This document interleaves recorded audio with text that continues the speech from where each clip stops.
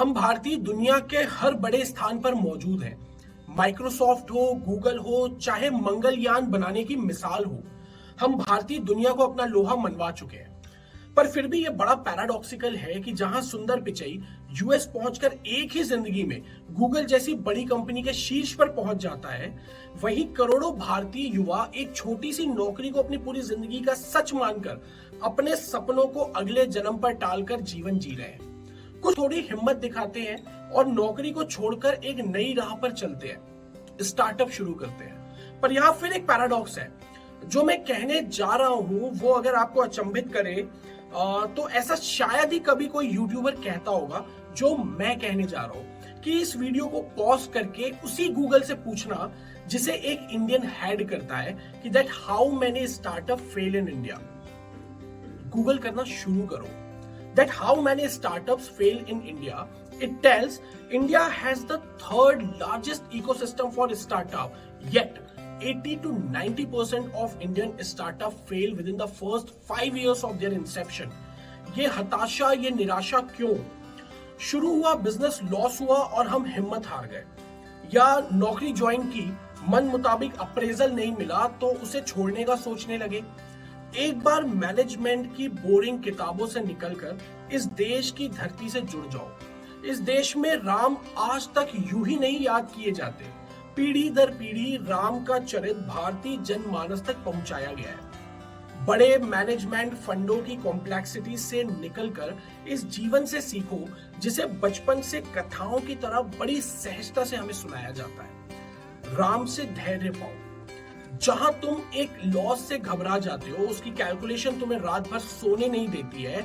सोचो राज्याभिषेक होने जाता है और वनवास जाने का आदेश आ जाता है। धैर्य देखिए आप राम का, जब जीवन जैसा सामने आया उसे वैसा स्वीकार किया। वनवास के 10 वर्ष कट गए, मतलब हाथी निकल गया, बस पूंछ बची हुई है। इतने में पत्नी का हरण हो जाता है। राम ने उस संघर्ष का भी सामना धैर्य से किया। पेशेंस अजब ताकत होती है दोस्त। सेल्फ डिटॉक्सिफिकेशन का सबसे अच्छा तरीका है पेशेंस। अपने इंपल्सिव रिएक्शन को धैर्य की टोपी पहनाओ, फिर देखो निर्णय सही होने लगेंगे। और कभी अपने बिजनेस वैल्यूज से कॉम्प्रोमाइज मत करना, तभी गुडविल बनेगी। जब कभी तुम्हें ऐसा कठिन समय लगे कि अब मूल्यों पर समझौता करना पड़ रहा है, तो नजदीकी फायदे के लोभ में मत आना। सोचो कि राम किष्किंधा में सहायता मांगने गए तो वो सीधा बाली के पास जाते। उस समय वहां का राजा भी वही था। रावण को एक बार हरा भी चुका था। तो वो कहते हैं ना कि दुश्मन का दुश्मन दोस्त होता है टाइप। तो स्ट्रेटेजी वाइज तो बाली ज्यादा फायदेमंद हो सकता था, पर नहीं, राम ने अपनी वैल्यूज नहीं छोड़ी। कितने शर्म की बात होती है कि अपनी पत्नी को वापस लाने के लिए राम ने उस बाली के साथ हाथ मिला लिया जिसने खुद अपने छोटे भाई की पत्नी को जबरन अपने पास रखा है। उन्होंने सुग्रीव को चुना जिस पर अत्याचार हुआ था। ये छोटे छोटे डिसीजंस ही गुडविल बनाते हैं। गुडविल क्रिएट नहीं होती, it's a by product if you conduct. तो अपने बिजनेस का वर्क कल्चर हमेशा वैसा बनाने की कोशिश करो जैसा तुम खुद पसंद करोगे as employ. Land, labour, capital, entrepreneur, यही 4 फैक्टर ऑफ प्रोडक्शन है। एंटरप्रेन्योर तुम खुद हो। कैपिटल को तुमने प्राइमरीली फिगर आउट किया है कि लैंड यानी वर्क प्लेस, और वो भी आपने डिसाइड कर लिया है। अब एक ही वोलेटाइल फैक्टर है जो तुम्हारे साथ मिलकर लैंड और कैपिटल को मैनेज करेगा, वो है तुम्हारी workforce. Earn their loyalty. Ram कभी हनुमान को लेकर इनसिक्योर नहीं हुए थे कि यार लंका से लौटकर कहीं ये डबल एजेंट तो नहीं हो गया, या इतना अधिकार दे रखा है इसे कहीं ये बगावत ना कर दे या खुद राजा ना बन जाए। हनुमान छोड़ो, उन्होंने तो रावण के भाई पर भी पूरा भरोसा किया, उसे अपनी कोर टीम में शामिल किया।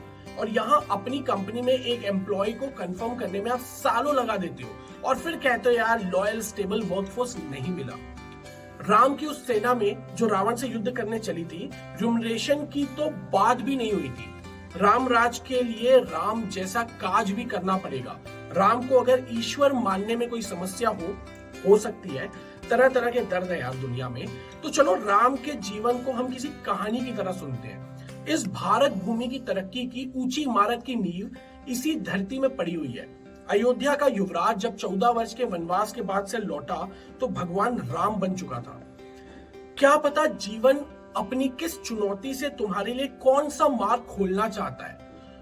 चुनौतियों का या चोटियों का सामना अपने मूल्यों पर टिके रहकर धैर्य से करो, फिर चाहे नौकरी हो या startup. Make rest of your life as the best of your life, and this is Darshan signing off with his darshan of life. Thank you so much.